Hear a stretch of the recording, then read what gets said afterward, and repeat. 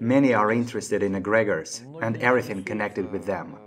In particular, the egregorial status called Odin, and working with egregors, how to disconnect from them. First, everything related to the status of Odin is set out in the materials of the conception of social safety. That is, if a personality carries some kind of informational module, the significance of which is such that one person acquires the status of egregor, well, in general, that says it all. What consequences? If there were many such people, there would be an egregor, there would be no Odin. And if there is Odin, then that means there is information. There is no egregor yet, or there will not be, but it turns out that the uniqueness of this information dooms a person to loneliness in the society in which he lives. Everything else is conditioned by the information and algorithmics that isolate him from this society and raise this information to the rank of factually egregorial. Therefore, in general, there is nothing here that could arouse any particular interest.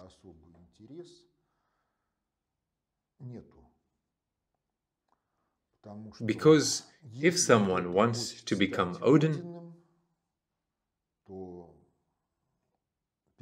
then the first question is, where will he get the information and algorithmics that will elevate him to this status? The second question is, what will he do about it? If it has already taken place by strength of some reasons, owing to the fact of birth, or owing to the fact of having mastered some informational modules in culture to which he has reached on his own, then the first result is loneliness. And further, the question is only in what he will do with this information. Will an egregor develop on its basis in society, or will it not? Whether this egregor will be good or bad, it depends on the NRAVIOUSNESS that is inherent to the individual who ended up in the status of Odin. Everything related to personal egregorial interaction is also described in the first volume of Fundamentals of Sociology.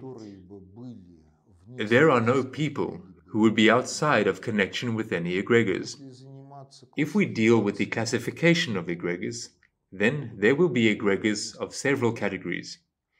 A species-specific egregor, to which we all belong, by the fact of birth in the biological species Homo sapiens. It corresponds to a certain segment in the noosphere of the planet, which unites all of humanity.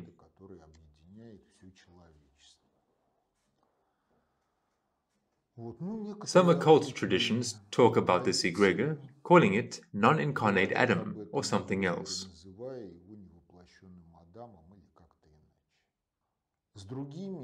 We are connected with other biospheric egregors by the fact of birth or by the fact of a long life in this or that locality, which is characterized by certain biosynotic egregors.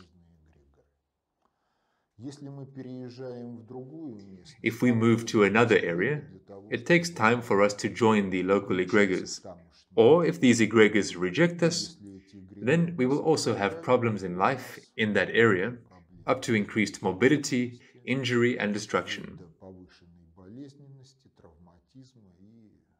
But nevertheless, many fit into these egregors.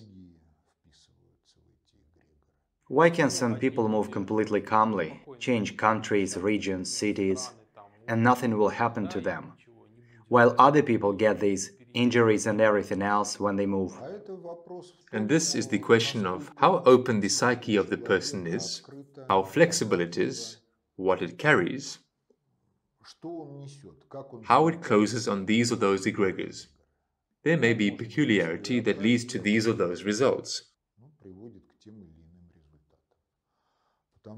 Because if we move from locality to locality within the boundaries of one culture, this is one situation.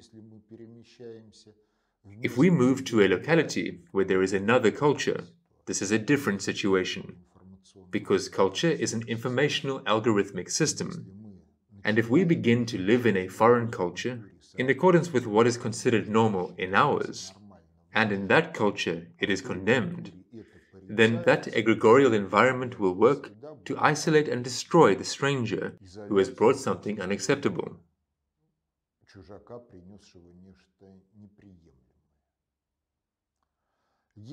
If the egregorial environment there is contaminated with tolerancy, that is, non-resistance to everything that is brought from the outside without any comprehension, then there will be a different result. An alien can destroy that culture, even one, simply by loading some information there, which will destroy this culture over time. Or it may come, give some information that will transform it.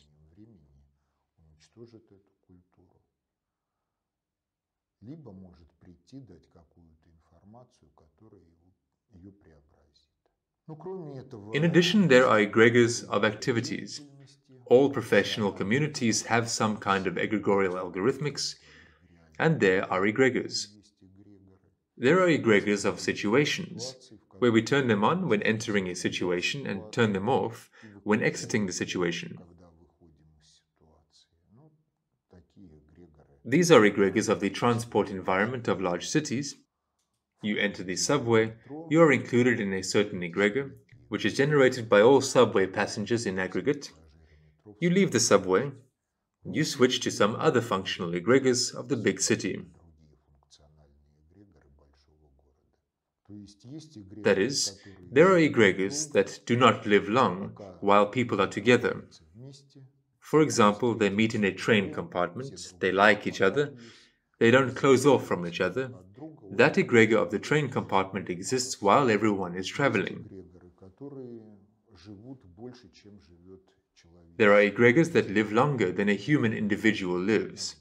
These are egregors of national cultures, confessions.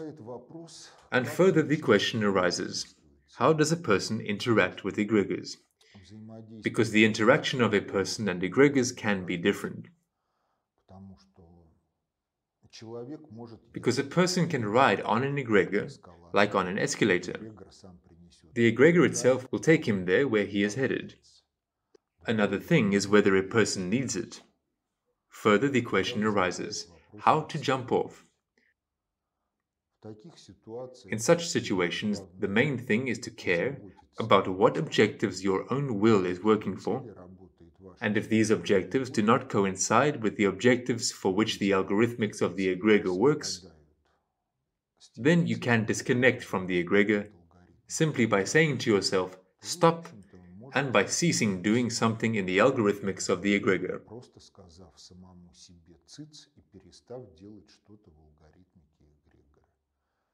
If by your NRAVIOUS qualities and your setting of objectives, you are indistinguishable from the egregor, then you will never jump from it. People in different egregors can have different statuses. One person in one egregor can also occupy different statuses, or different people will belong to different statuses in the egregor.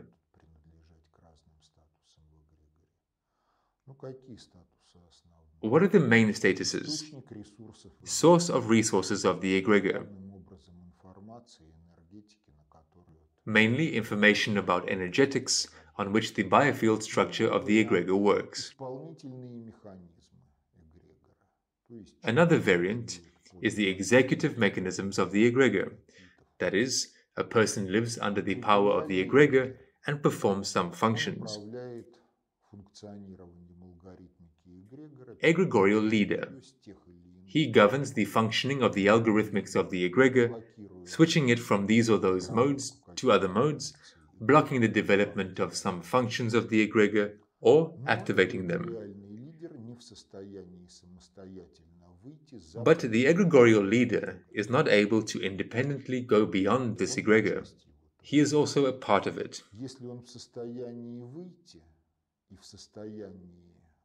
If he is able to exit, and he is able, exiting the egregor, to change its algorithmics, the objectives of its functioning, the ways to achieve these objectives, then he is a programmer.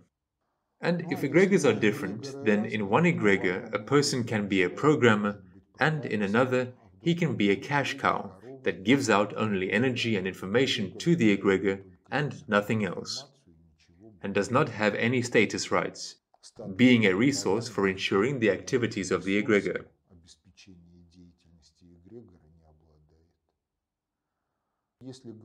If we talk about the relationship of people with an egregor, any egregor, then everything is ultimately determined by the type of structure of the psyche, by that real nraviousness that is characteristic of individuals, and by whether the will is active or the will is passive.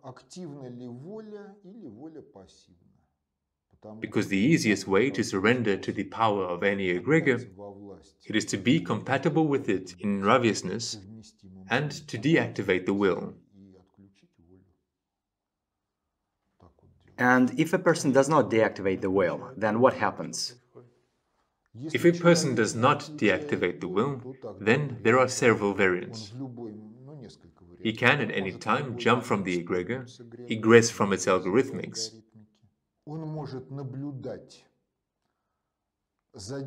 He can observe the activities of this egregor, abiding in the stream of its algorithmics, and outwardly it will be perceived in such a way that he is possessed by this egregor and acts in its stream.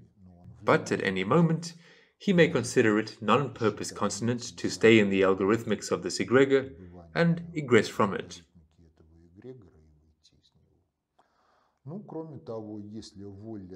In addition, if the will is active, and he has an understanding of the algorithmics of the egregor, and nraviousness allows him to take the status of a leader or programmer, then he can govern it. Are all egregors bad? Of course, not all egregors are bad, because the species-specific egregor is inherently good. Biospheric egregors, egregors of biocenoses, which include not only man, they are also good. If we talk about socio-culturally conditioned egregors, then you can't get away from them. Professional egregors, they are at the basis of the functioning of the entire political system, the economy of the state. In them there is something good and something bad. And there are egregors, falling into the power of which a person, under their governance, only degrades. And the only question is the rate of this degradation.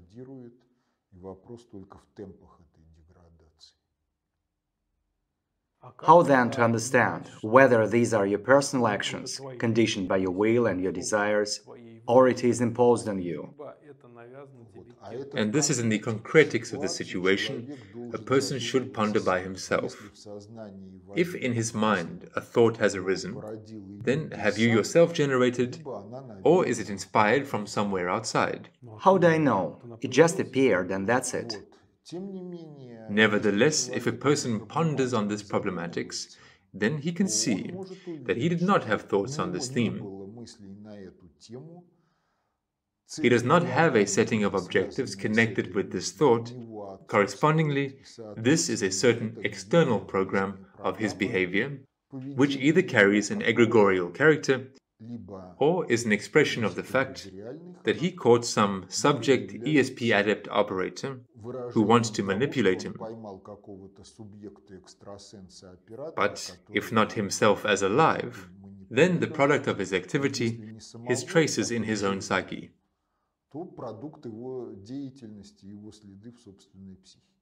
If a person thinks about solving a problem, thinks and thinks about it, finds a solution, then this is most likely his solution.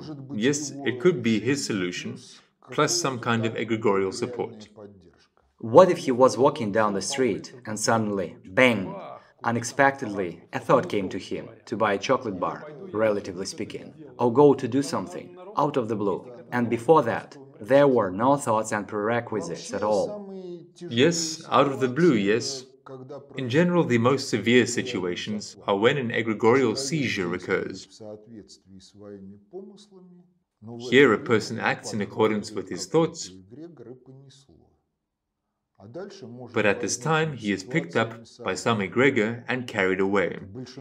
And then a meat grinder situation may arise. The majority of road traffic accidents are situations when there is an egregorial seizure. A person seems to be driving himself, but in fact not only he, but other participants in a potential accident are already driving towards the accident site under the guidance of some bad egregor. When such situations arise, they still differ in the perception of the road situation from when a person drives the car himself, and there is no seizing of him by some wrong egregor. These are some kind of internal sensations, but they are. If a feeling arises that you are not driving the car yourself, or you are not doing something yourself, but this is accompanied by some kind of egregorial algorithmics, then if you have not messed up too much, this is given in distinction, or cat's scratch in your soul. You need to do anything. Stop for at least 1 minute. Say to yourself, stop. Change your mood in any way. Because any such action either completely disconnects from the algorithmics of the egregor, or you are late in relation to its algorithmics, and then the process towards which it leads breaks down. And in this case, you will arrive where there could have been an accident, and there will be nothing, because without your participation, it could not have happened in the stream of this egregorial algorithmics. Or there will be something, but you will already be a spectator and not a participant in this pandemonium. These are not fictions, because in a number of cases, when there is some kind of warfare involving egregorial magic, then the same scenarios, they can be repeated, up to the fact that one and the same place and structure of participants in repeated road accidents are the same.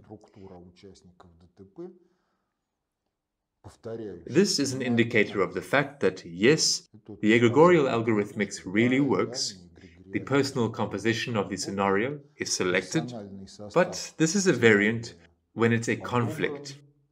And by strength of some reasons, the egregorial algorithmics is hostile in relation to you. But you see, the principles of the interrelationship between the personality and the egregor are the same, regardless of whether the egregor carries you somewhere to blago, to the objectives that you set for yourself, or the egregor is hostile in relation to these objectives and holds you back. It is just that if it brings to blago, then everything on the way will part, and you at the right time will be there where you have to be, even despite the fact that, it would seem, the prognostic situation said that you would never get there or would not be able to achieve these objectives. But if the situation develops in such a way that it is potentially dangerous for you in this or that form, then, on the one hand, yes, it can be a hostile in relation to you algorithmics, and on the other hand, you carry something in yourself as a result of which you fit into this algorithmics.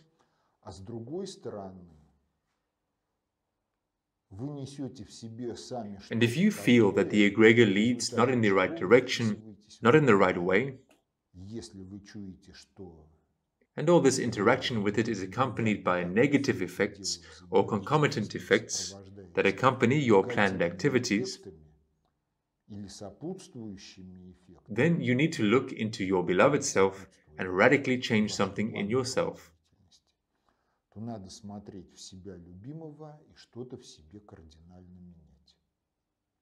Why does an egregor do any actions? Why does it need this? The question in itself, why does it need this, is not relevant, because an egregor is simply an automaton with elements, maybe even of intellect and collective intellect, but nonetheless, it is an automaton that does not have will. That is, does it work according to some program? Yes, it works according to a program. Yes, it may have manipulators who will govern this program. An egregor can be a tool for bringing aggression personally to someone, and can be a tool for protecting someone personally from some kind of aggression. But in any case, an egregor in such cases, when it's a tool for bringing something to someone personally, it is just a tool and a conductive environment for informational algorithmic flows and nothing more. If it works in automatic mode without such governance, it is simply an automaton. Making a complaint about it is as smart as making a complaint about the fact that in an automaton washing machine there is the wrong program, or the program that you need is absent. Well, someone generated it. Someone generated it. Someone could purpose-orientedly have generated it. Or people themselves unconsciously generated it. Because we always live in an egregorial environment. We generate some of the egregors ourselves. Some of the egregors we inherited from our ancestors. Some of the egregors are generated by our contemporaries. And what they generate is not always blagorious. And what we generate ourselves in a crowd elite culture is also far from always blagorious. The question about the driver's egregor was, when a person automatically changes gears in a car without even thinking about it, does this mechanism work egregorially, or is it a certain motor skill? We have our own automatisms of governance towards this very car. Therefore, these can be one's own automatisms that correspond to the road situation. But it can also be egregorial guidance, which occupies a higher hierarchical level, and it activates these automatisms. But in what encompassing algorithmics it activates? This is another question. Either in order for you to successfully go from point A to point B, or so that you would have some problems and not engage in some other endeavor. But again, in any case, in personal egregorial interaction, there are two sides. And even if the egregor is really wrong, evil, hostile, and so on, and you find yourself in it, then look in yourself for the reasons why you interact precisely with this egregor in such a way that it has power over you. You cannot extinguish it, burn it out, or do anything else with it. There is an ancestral egregor. How to make the ancestral egregor begin to help a person in life? It again depends on what is in the ancestral egregor. Because in the ancestral egregor there may be such that it is simply not able to help a person in life. This is a heavy case. There is only one way out of this situation: to personally develop in order to modify the ancestral egregor and that something blagorious would appear in it. There is no other way, because if a person lives meaninglessly and willlessly under the power of an ancestral egregor, if you look at the life of relatives belonging to the same clan, for at least 3 or 4 generations, then it turns out that the fate of many descendants is a combinatrix of cases from the life of ancestors. I even observed a clear repetition of the fate of children, parents, and grandchildren, exactly one-to-one. If the egregorial algorithmics are blagorious, then this opens up possibilities for descendants not to reprogram the ancestral egregor and its modifications, but to engage in some more socially significant endeavor.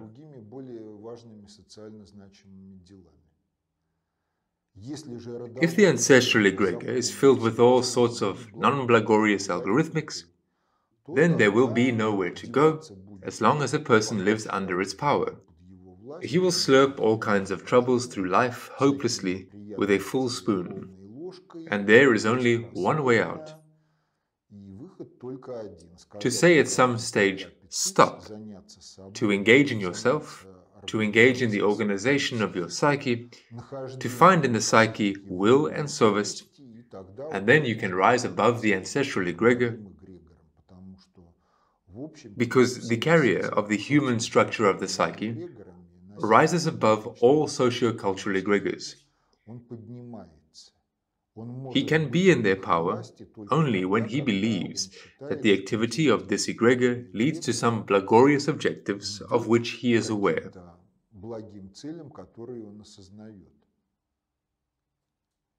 Or he can enter the incorrect egregor as a human in order to modify it and make it correct. The question concerns the reprogramming of egregors, that is, when the person masters, for example, the conception of social safety, or some knowledge that reveals these problematics in egregors directly, and when he solves these problems for himself, then he respectively also reprograms the egregor, fills it with other information. Yes, he brings in other information, but here there is one more side of the question. In order to cope with egregors, if thinking in images is suppressed, then this task is unsolvable. That is, are egregors programmed with images?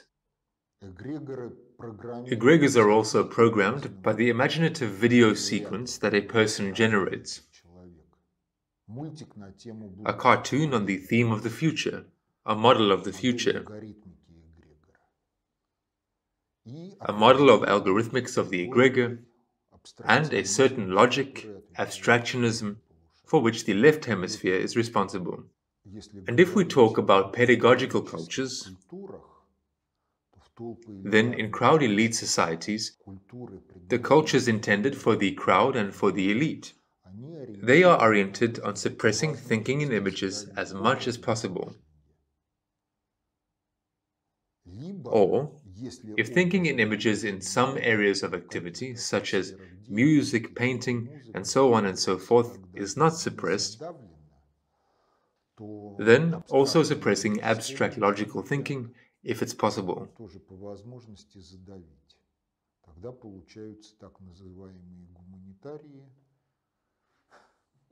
Then we get the so-called humanitarians, who have everything in images and emotions.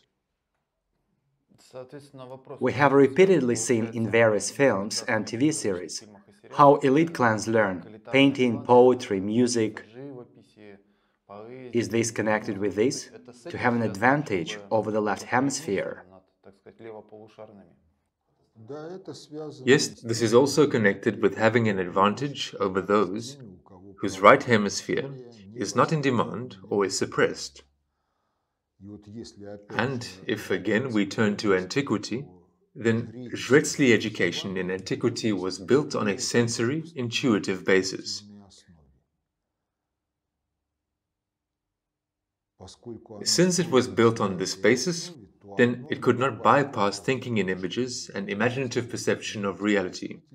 And then there was already a process of intellectual processing, abstract logical comprehension, concretics drawn by thinking in images.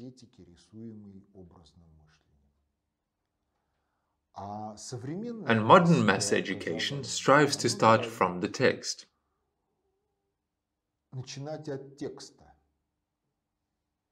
Moreover, the normal posture of a student at school and at higher educational institutions is sitting on the backside and immobility. The sensory system is turned off almost completely in the aspect of perception of life as such. Further, we read the text, cram the text. There is no culture of consideration of the text, because there is very little illustrative material. The video did not come to schools in the proper form, in the proper volume. The school cinematification, started in Stalin's times, died out in the 1960s. What is cinematification? From the beginning of the 50s, school buildings were built in such a way that 1 or 2 classrooms in them were adapted for watching movies.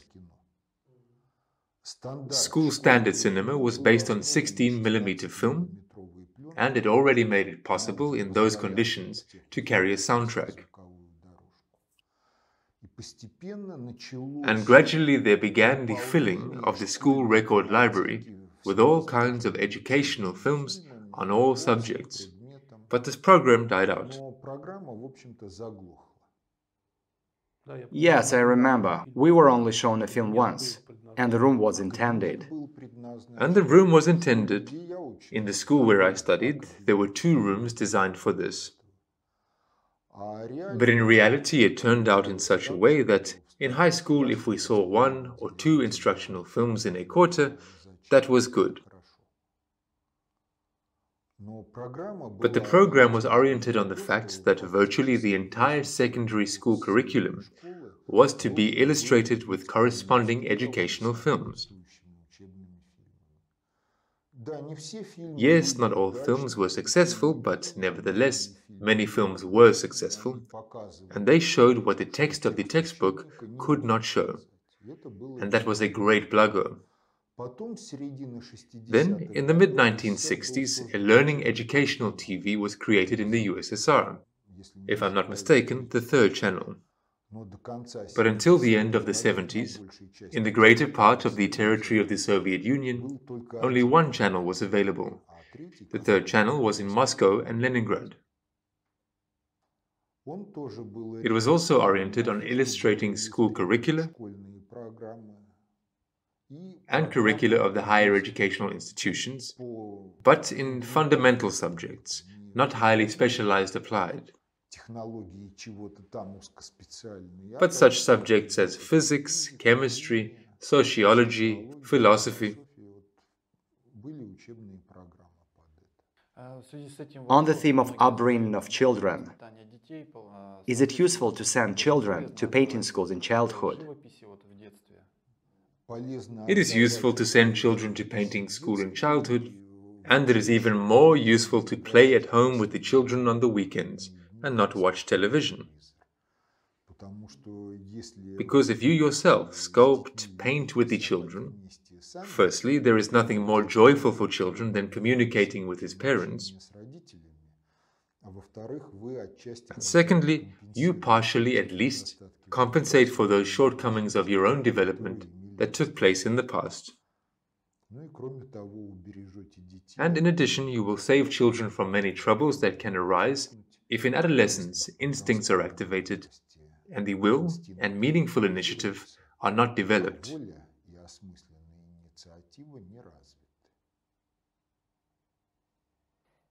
The question concerns the Suvorov schools.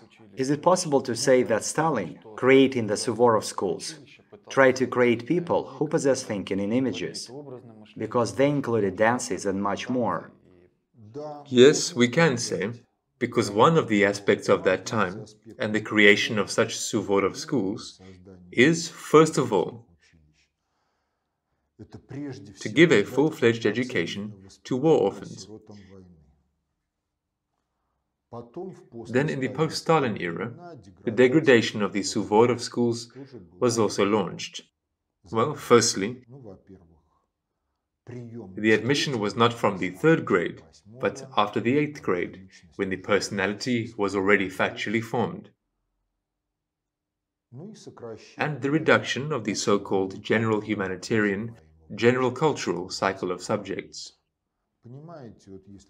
You see, if we talk about education as such, a history textbook with all the vices of historical science, it provides a kind of skeletal basis for history. The skeleton is dead. If you want to understand the spirit of the era, you should read good fiction about that era and the memoirs of participants in those events, contemporaries, eyewitnesses. Then you will have an idea of the history, and you will be able to identify mistakes, deliberate lies, and defaults in the official course of history.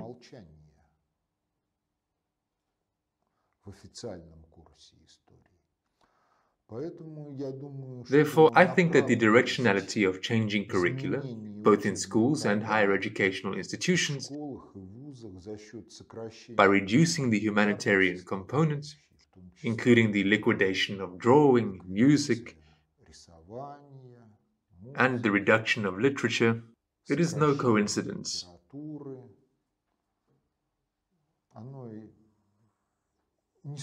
Although the explanation is simple. They say, children are overwhelmed. If the children are overwhelmed with something at school, then this is clearly not educational material, but the organization itself, the ineffective organization of the educational process. Children are introduced to additional hours, for example, a foreign language. We have slipped down to the elementary grades. The fact that it has slipped to the elementary grades, it's fine.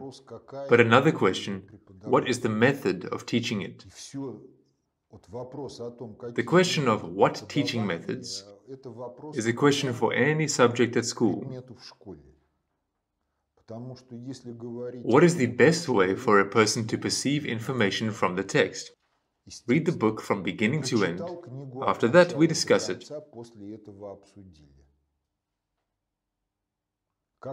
How is the educational process organized? We read 5 or 6 books in portions. As a result, there is porridge in the head. There is no holistic perception of a single textbook. To prevent children from being overwhelmed, what should be done? In the first grade, to bring to the level of speed reading, not by reading under a stopwatch, as now, but at the pace of turning pages, in order to quickly load the text into the psyche and give food for thought. And the unconscious levels of the psyche themselves will comprehend everything, if they are not interfered with. Further, it turns out in such a way that a child in the 6th or 7th grade is able to read 3 Musketeers in one night and retell it the next day to friends in characters.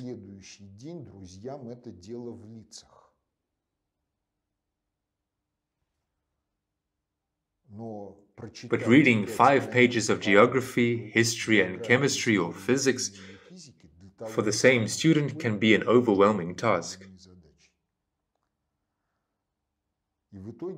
And in the end, it turns out that by the 7th grade, any class breaks up into a very wide range of perception of information. The excellent students sit bored, because to them everything is clear in 2 minutes.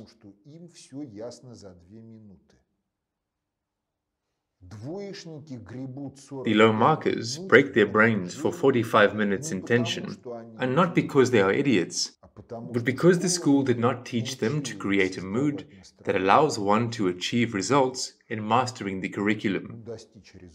Well, if the teacher is also a subject teacher and a despot, then he first drives the class into a stupor, and then he presses them for results of intellectual activity.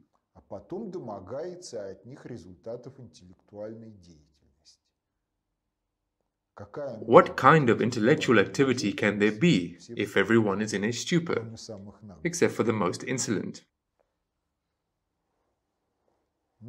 Nevertheless, these are the diseases of the typical school, and this problematics is outside the curricula of the pedagogical higher educational institutions.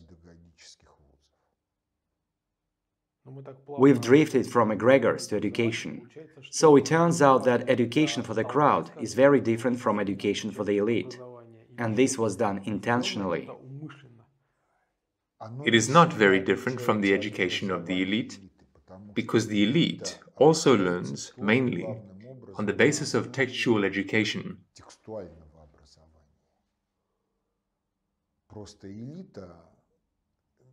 It is just that the elite are less downtrodden in order to have a certain advantage.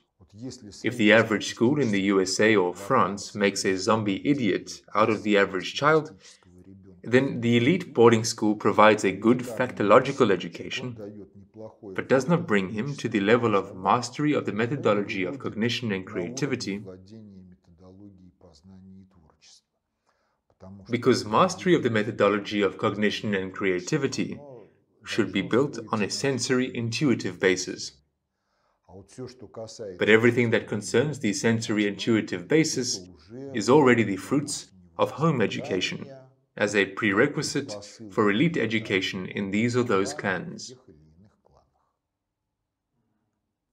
Then who programs egregors? Those programmed who remain in the shadow of public politics and outside the officialdom of science, mainly.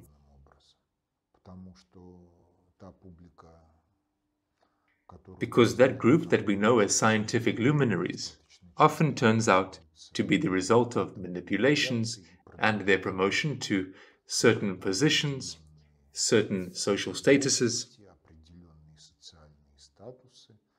because science always serves the conception by which society lives.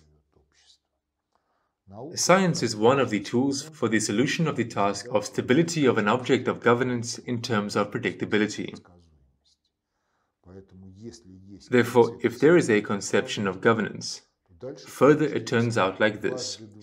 Twice 2 is 4, this is in all conceptions. But now the second law of thermodynamics, as a universal principle, is no longer in all conceptions, although physics seems to be also an objective science. And everything related to history and sociology, and the closer to politics, the more manipulation and the more interestedness in the fact that the methodology of cognition and creativity would be closed. And we must pay tribute to the fact that the system is built in such a way as to discourage interest in this problematics. Because even in Soviet times, when dialectical materialism was included in the standard of education and secondary school, some basics were given in the social science course, and the philosophy course was taught at all higher educational institutions. In the army there were also political studies. Then people were brought to such a state that when they heard the word dialectics, they automatically fell asleep or strove to retreat somewhere or to be engaged in some other things.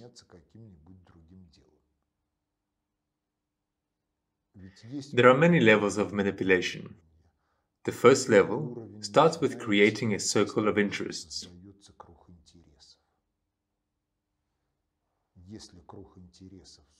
If a circle of interests is created, then everything outside this circle of interests is uninteresting, and it cannot be mastered until such time as it falls into the circle of interests.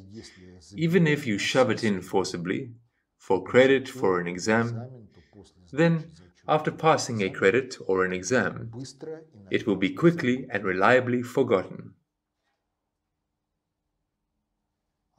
And there, at the next frontiers, other methods of manipulation begin. What to talk about, what to keep silent about, what to highlight as especially significant, and what to ridicule as especially insignificant. A question regarding the starting characteristics of souls in children. There is an impression that it differs. It differs because the soul does not come to an empty place, but to that spiritual heritage that parents create before conception. Further, something else. That God does not impose on the soul anything beyond what is possible for it. That is, If the soul came into the world, then there are some objectives for which it came.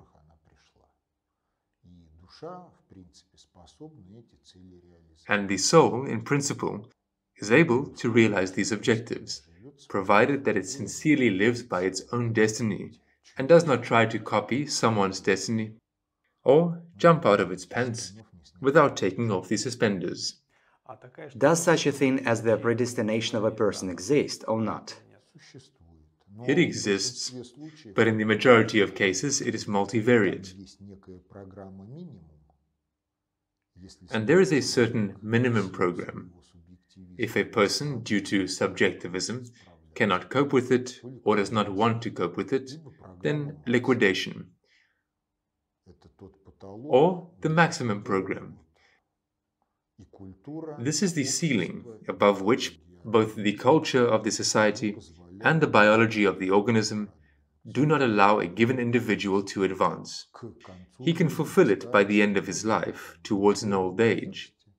He can fulfill it in adulthood. Then he can do something else and leave life easily and simply, because he has fulfilled the meaning of his life, and there is no need to suffer unnecessarily. It turns out then that not all people have this predestination, because most people live a completely ordinary life. They are born, study, marry, have children, die. Well, someone's minimum program is to simply reproduce biomass at a level of a certain cultural minimum, and that is quite enough. And someone has a different life mission. It is just that there is variativeness here too. How then for a person to understand his predestination? Just do not bend your soul. Do not crush your SOVEST. And everything will be clear.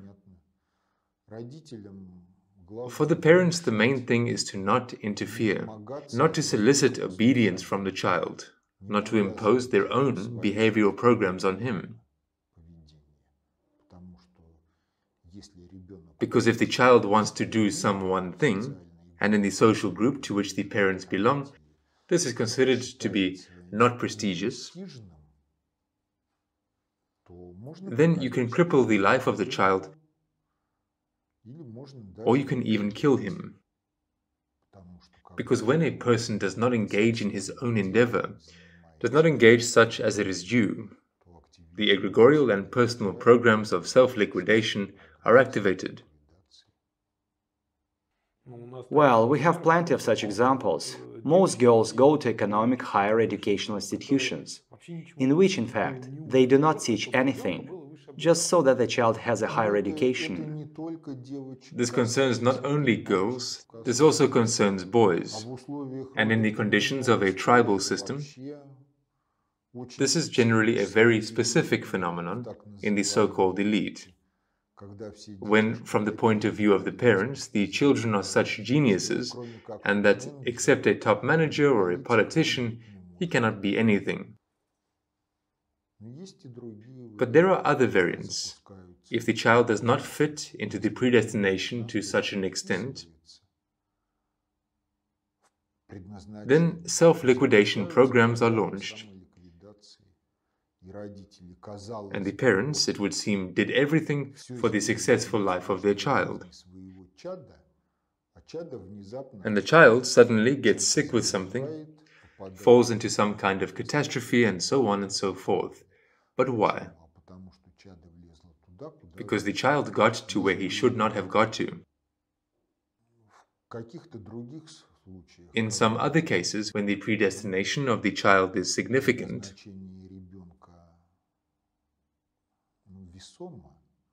and the parents insist on something else, then the parents can also self-liquidate,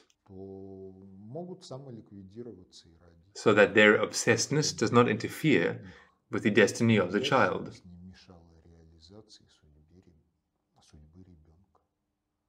But on what basis does the child understand what he wants to do? Indeed, in theory, he can be pushed to some kind of activity through, for example, cartoons, communication with parents, with peers. That is, he is still being guided. In general, there is an age when a child strives to try everything that he sees around him. It is natural for him. He seeks. And this should not be hindered. There are situations when a child initially knows. Here he is still like this, he begins to speak, and he already knows who he will be and what he wants. This is also possible. The destinies of people are diverse. Let's say a child wanted to be an astronaut, but he wanted to, probably after watching a film about Yuri Gagarin. And this can be. A once-watched film determines for some the destiny for the entire life. And someone watched, and next week he wants to be someone else. Destinies are variative. Someone does not care what to do, but one thing is required of him, to do it dobrosoviestly. And for some, life takes shape in such a way that either there or nowhere. This is also possible. Destinies are variative, heterogeneous. That is, it can be assumed that if a person has some kind of trouble in the area of his activity and does not like it there, then this is not his. Such a variant is not excluded, that it is not his. But another variant is also not excluded, that it is, in principle, his. Only he, for various reasons, is not ready for this or wants something else by force of various possessions, including egregorial ones, or simply on the basis of envy, that the neighbor has something different, which is better. You see, if by the beginning of youth, by the beginning of adolescence, the bulk of the population enter the human type of psyche structure, and the human type of psyche structure becomes the basis of their character, then many problems of society would not exist. And if we live in a culture in the style of bonsai, when the development of any personality is suppressed, perverted precisely by means of culture, then anything can be there. Someone could not enter their predestination and implement the program at a minimum according to the residual principle. Someone nonetheless enters the predestination, but by force of laws of development, he cannot gain the necessary professionalism in order to realize it.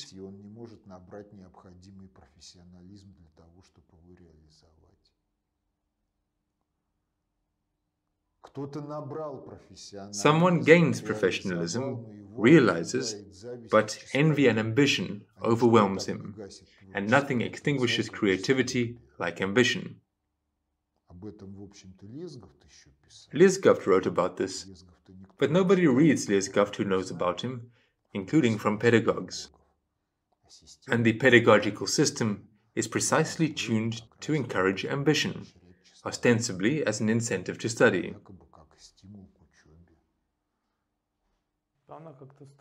This system is somehow strangely configured. I'm just trying to figure out. Then how is governance carried out? That is, the bulk of people, in general, does not govern anything in any way. And governance takes place explicitly through the elite, which has received a somewhat excellent education. That is, this is a structural system. The state, some corporations, financial flows. And structureless is cinema, literature, all kinds of entertainment, science. Then it turns out that society is ruled by those who set the standards of culture, literature, science. Yes, and those who do the casting. Because you can write whatever you want, but the question is, who will publish? It is a known fact that when the novel Hour of the Bull appeared, its adaptations were equally prohibited in the USA and in the USSR. It was not removed. Projects for the adaptation to screen of The Hour of the Bull were curbed both in the USSR and in the States. But there is nothing so special there. If you read The Hour of the Bull, then there is a lot that is special.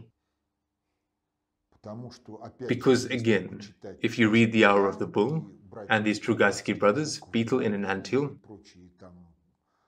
and other works on the themes of wanderers and Kamkon, you remember the Commission on Contacts. There is a whole cycle of works. There are many works with these wanderers and the Kamkon.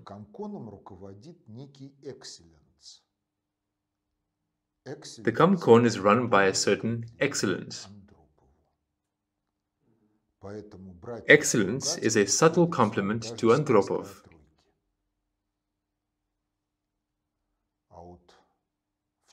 Therefore, the Strugatsky brothers get away with even the tale of the Troika.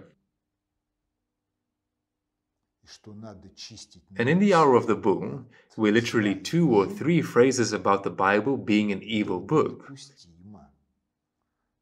and that it's necessary to cleanse the noosphere of evil and lies. This is unacceptable. Immediately a memo appears on the theme that Comrade Yefremov slanders our Soviet reality. The Hour of the Bull was banned, ceased to be published for some time. Projects for its screen adaptation in the USSR and in the States were hacked to death, and they no longer return to this theme.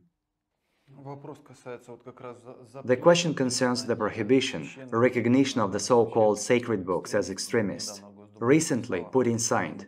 What do you think about this? How can this be understood?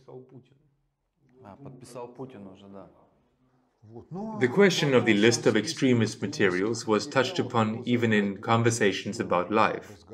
I adhere to the previous opinion that the current taken-shape culture is based on the text of precisely these books and the traditions of their interpretation. If they are included in the list of extremists, and there is a reason for that, then there will arise a cultural crisis. The cultural crisis is unacceptable, and therefore these works are generally removed from the agenda on the theme of extremism. But the question is different. What is the attitude towards the federal list of extremist materials itself? This is where things start to be flabbergasting, illogical, anti-natural. Well, let us begin with the fact that the Constitution of the USSR prohibits humiliation of human dignity. The presence of a federal list of extremist materials implies that I am an idiot, I will read Mein Kampf and become a loyal Nazi. And if I come across a work of one of the Muslim theologians, then I will immediately begin to make a Shahid belt from scrap materials. Isn't it so? Otherwise, it makes no sense to restrict access to information. There it is also explained by inciting inter-ethnic hatred. That is, if we say that one nation is higher than another, or this nation, they are bad. Each historically taken shape faith doctrine accuses all other differently believing of deviating from the truth. And further, there is only a question of the range from enlightening the lost to eradicating the lost with the help of one or another means. And in the history of almost all faith doctrines, this component was, and it was always justified perfectly for the contemporaries of each era. To justify, be it a gazavat, be it a reciprocal crusade, is always welcome. There will always be found those who will justify. Therefore, the federal list itself does not solve this problem. But there is another side of the question. If we bring up children in such a way that, after reading Mein Kampf, they become Hitlerites, then who is to blame? The upbringers. The second side of the question.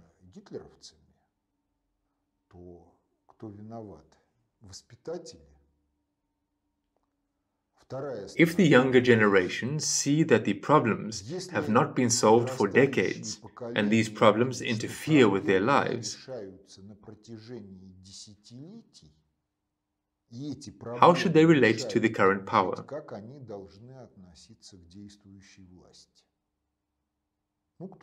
Someone will react in such a way that they say, "We will enter power," but in the conditions of the tribal system, they will say to him,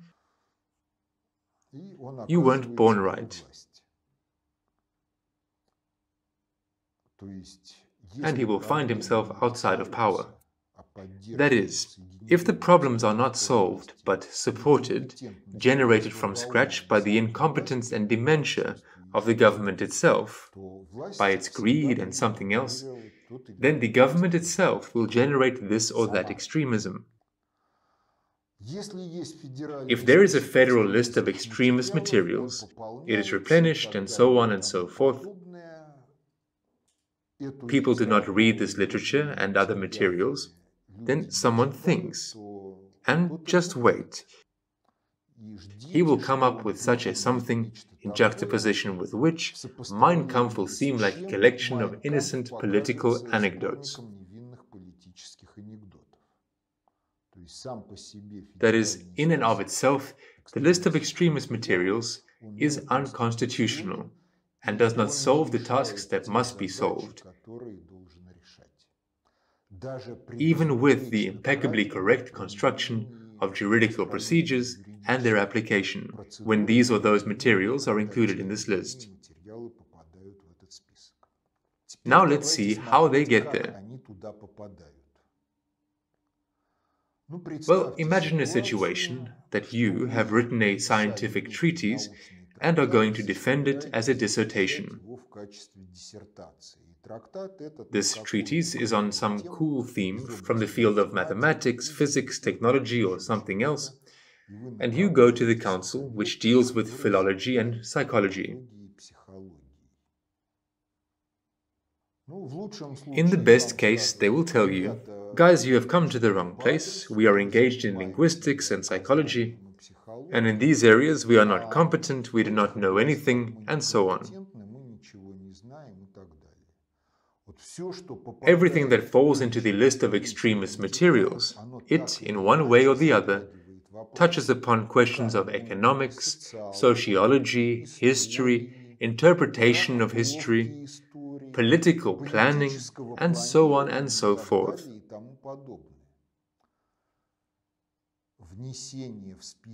Entry into the list of extremist materials is carried out on the basis of consideration of expert conclusions generated by psychological and linguistic expertise. That is, the expertise is inherently incompetent, because, as the analysis of expert conclusions shows, philologists are not always able to write these conclusions even without grammatical errors. And if there is a signature of a doctor of philological sciences and there are grammatical errors, then this expert conclusion must immediately be torn apart, simply because there are grammatical errors, and this is incompatible with the status of a doctor of philological sciences. Has that happened? Yes, such a thing also happened. But further, there still turns out the question that if you want expertise, then apart from philologists who are able to put the correct commas and correct letters where necessary or something else, you should call to this expertise social philosophers, economists, mathematicians, and so on and so forth. Because the problems are really very broad.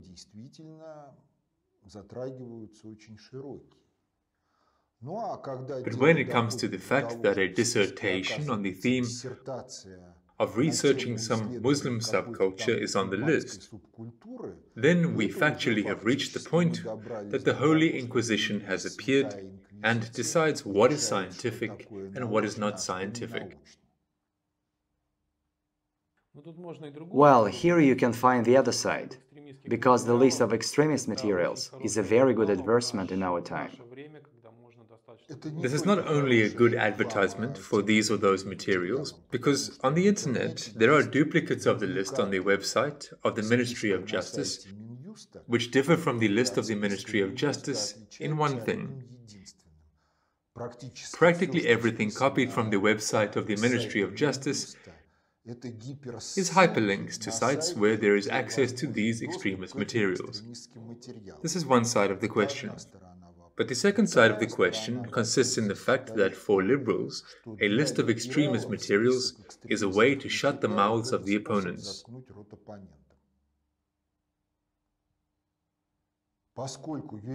Since the juridical procedure for replenishing the list,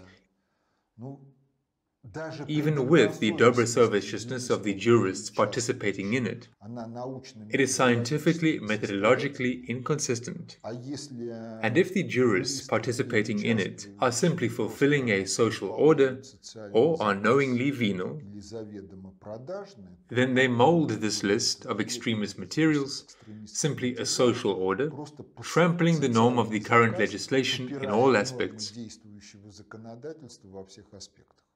Therefore, if everything is correct in life, then the list of extremist materials should be eliminated.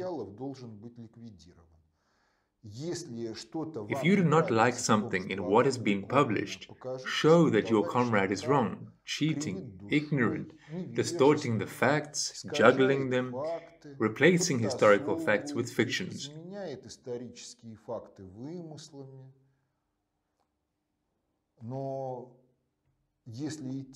But if you follow this path, then you get a public discussion on some themes.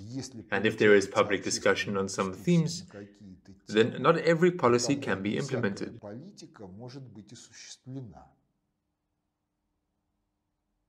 Well, at least the questions start to be posed. Questions do not only start to be posed, they start to find ways of solving them. And then a question arises for the current government. Why do you shy away from solving the problems that exist in society and from the ways of their solution which have been proposed?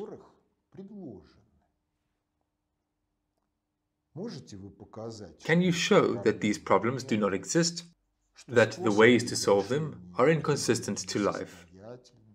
And then it turns out that our comrades bureaucrats cannot read more than 4 pages, they cannot delve into the essence of the problems, but can only write reports on the theme of how everything is fine,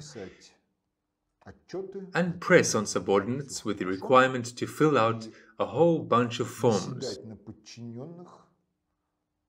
that for real governance, in principle, are not needed. Because owing to governorial illiteracy, bureaucrats ask for that information. Well, the more information, the better, because maybe some will come in handy. And what is needed for governance? We do not know and do not want to know. This is the position of a typical bureaucrat. And I was thinking, why is it necessary to fill in a bunch of all sorts of nonsense? Here we see why. Yes, because of this. Because now, any clerk who has a computer and a printer on his desk, and who needs to show to his boss his active work, is able to produce such an amount of worthless paper,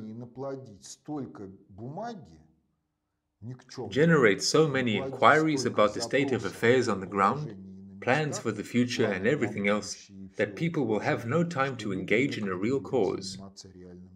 This is what happens. This is what happens. Then it turns out that if they're not engaged in a real cause, and we see it, then someone else is engaged in it, and engaged in it in their own interests. Well, in some cases, yes, but in some cases, no. Because if the policy of putting the country into a regime of degradation is being pursued, then no one should be involved in the cause. And this can be traced with us. This can be traced in our country, because our system of education has been successfully degraded. None of the ideologues of the reforms incurred any responsibility, did not lose their posts. We do not know what the Institute for the Economy and Transition, the Higher School of Economics, is doing. Well, this is generally an institution for aliens, as I call it. These are not institutions for aliens. These are institutions that provide consulting services to bodies of state power. There has been no benefit from these consulting services for more than 20 years. Because if to draw parallels, for more than 20 years, they have dreamed of reaching the indicators of 1986 or 1989 at some levels.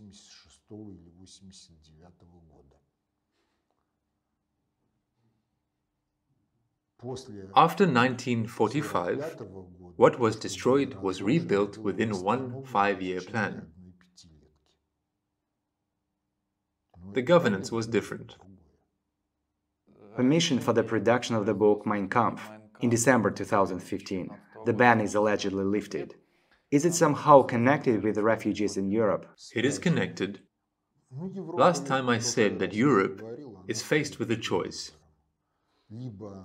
Either the destruction of the indigenous population as carriers of the culture,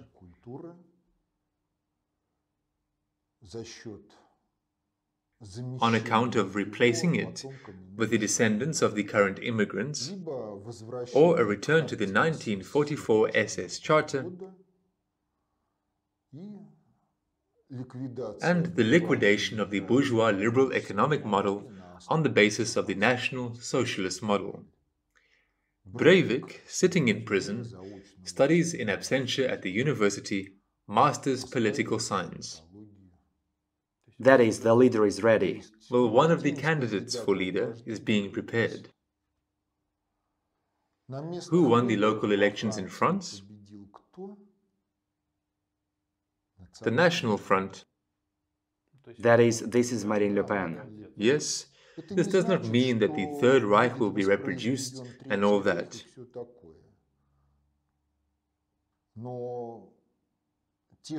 But the same tasks will be solved by slightly different means, in a different variant. And speaking to the point, pay attention to what we have in North Korea.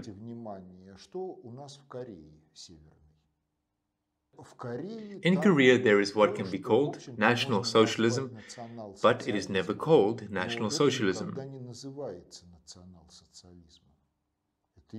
It is an ethnic state, homogeneous in the ethnic regard, a de jure socialist economy, a de facto hereditary elite.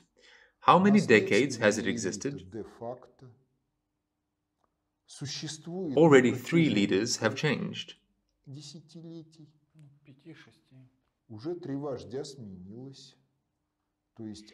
That is, political technology has been tested, it has been tested in practice. But in order not to discredit it, it is never called National Socialism. And there is no reason to say that National Socialism in the European Union will not be revived under some other name. Because the left-brained, they react to words, and not to the essence of phenomena.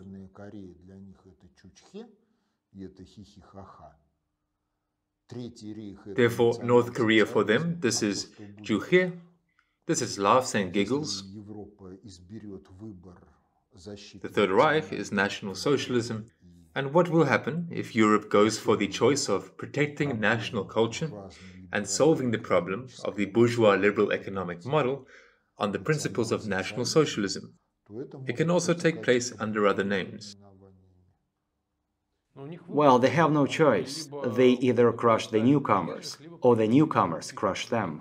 There is a third variant, a return to the Stalinist national politics. That is, the experience that was in the USSR makes it possible to solve the problems of the European Union and Russia without genocide in relation to be it the newcomers, be it the locals. But this requires the development of the culture of all, with the emergence of children in new generations onto the level when the personal creative potential is mastered and the methodology of cognition and creativity are not just empty words, but the life skill of everyone. So, the egregorial matrix priority should, after all, be attributed to the third. There was talk that it would be the very first. It should not be singled out as something special. Because if we talk about where and how it comes from, then it comes from the methodology of cognition, first priority, and the understanding of the algorithmicness of history.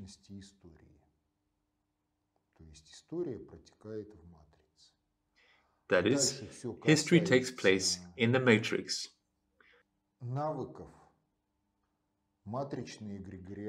And further, everything concerns the skills of matrix egregorial governance.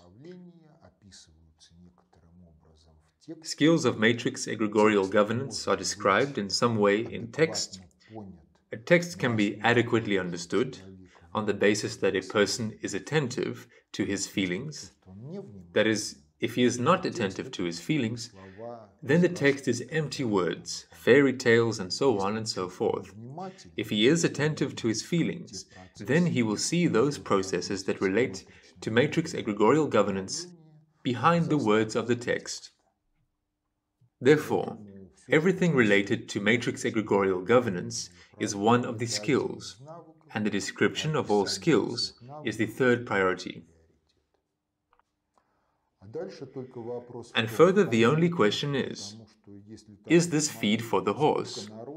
Because if you look at it like this, how many people read the fairy tale at one time, or watched the ballet The Sleeping Beauty in theaters or on television? The episode when the fairies gift the newborn princess is a direct guide on how matrix egregorial governance is organized. Further, the question arises: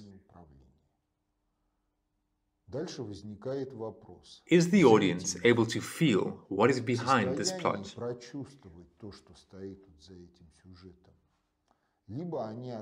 Or do they treat it as a fiction which has no real place in life, and therefore reject even their own skills, which for some reason they managed to master in the past on this theme?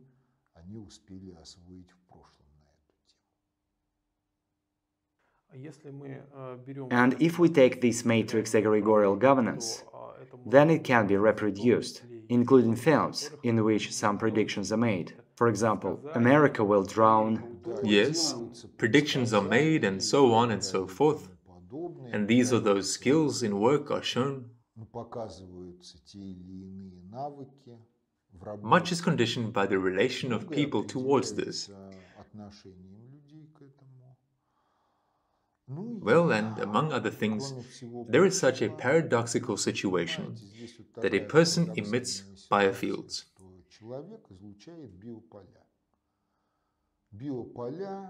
Biofields are formatted by those thoughts images that were there in the process of emission. On account of this circumstance, man is by nature a magus. The only question is who personally achieved what effectiveness in this matter. Someone is at zero, and someone is quite successful in relation to the matrix egregorial ensuring of all their everyday tasks.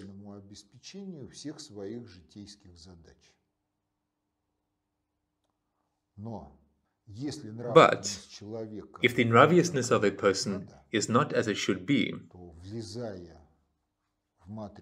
then getting into all kinds of matrix egregorial technologies and practices, he can touch something that does not need to be touched, or touch something in the wrong way. Since he is not the highest governor on the planet and in the universe, his activities oriented in this direction can be curbed. Therefore, in cultures everywhere, and in orthodoxy in particular, there is a prohibition on magic. And on the other hand, the prohibition on magic in many cultures is the protection of the monopoly on magic of these or those social groups that practice it.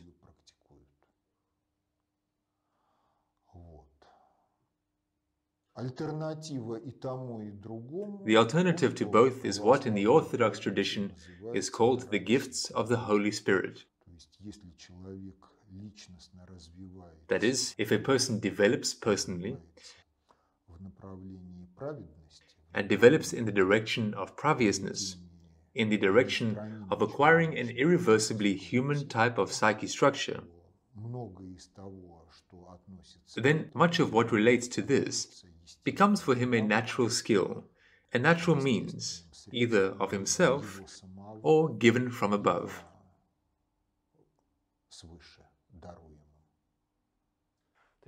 That is, a person with his thoughts, or someone else with his thoughts and images, creates such a program of the biofield, his energy structures, which works like some kind of key, and some things begin to be attracted to him. It radiates into the outside space. Further, everything is based on physics. Resonances and coherence, or the absence of resonances and the absence of coherence. Everything that corresponds to it sticks to it. Yes, everything that can respond, it responds. And then, like dominoes, you push one and all the rest fall down. That is, a cascade of retranslators can cause a result to which the subject does not have direct access. That is, everyone can program their own life for themselves, if they are aware of it. Yes. Until such time as he realizes he's being led by a stream of images, advertisements, something else, like a sheep. Yes, he can be led by all of this. If, for example, an animal is caught in the headlights, what to do? Slow down. In addition, everything must be turned off except the parking lights. Because one of the ways to hunt all kinds of animals on the prairie is the headlight on a jeep. And because if an animal gets into the tunnel of this light, it cannot run out of it. And the mass media, the system of education, they often play the role of this light tunnel, from which a will-less, not possessing methodology of cognition person will never jump out.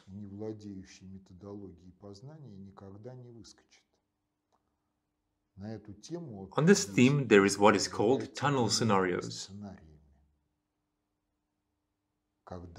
When there is a certain tunnel, a certain logic of reasoning in which you are, and will always come to the result that is programmed. But if there is no methodology of cognition, you will not get out of it. But if you know the methodology of cognition, then this tunnel scenario is simply one of the paths, somewhat broader in the matrix aspect.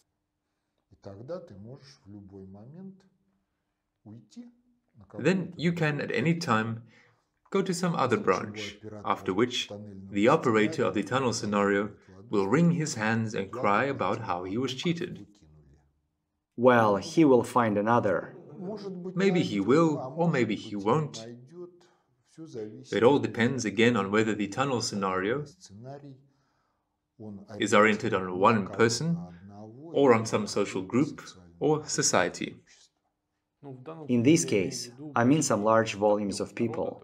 Well, if there are large social groups, then yes. There are mass media outlets for this, to tell about one thing, to keep silent about the other, and the third, although it is trifling, to exaggerate and inflate it to a global problem. Well, everyone who perceives life through a television or a newspaper, they become hostages of this, thanks to the fact that their own senses, and above all, the sense of measure, are turned off. The cognitive creative potential is not realized or is withdrawn, And then you can tell anything. How Breivik single-handedly killed 70 people, how he pays for all this. Although a video sequence is shown that says that Breivik was far from alone. There were other participants in this scenario, but everything was written off on Breivik, having some further views for his future use. But this is not the only such case, especially with some American incidents. This happens all the time.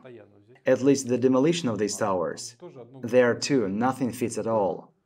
Yes, but the left brain is able to believe in any words. Because in order to see what is behind the words, you need to have active senses, and above all, a sense of measure. And active thinking in images, which will draw a cartoon behind the words. And if the sense of measure says that the cartoon cannot be drawn, because it contradicts the laws of being and the matrix of the development of the situation, then they say, "What did you say there? What did you keep silent about? Why are you lying? And how are you lying?" But if this component of the psyche is taken out of action, then in words you can say anything you want, and it will be believed. This component develops starting at school. It develops starting from school and even earlier. And even television is aimed at suppressing this, because if a child lives under a televisional press, then his own thinking in images is not formed. He thinks in the clips shown by the box.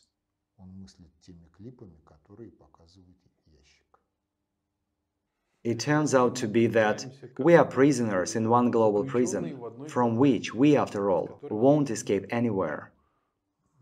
Well, if you want, then don't escape. If you want, it will cease to be a prison. But all the same, this requires your own efforts on the theme of how to live on the basis of senses and not texts, for thinking in images to work, and so that dialectics, as the art of resolving non-determinacies, is also mastered.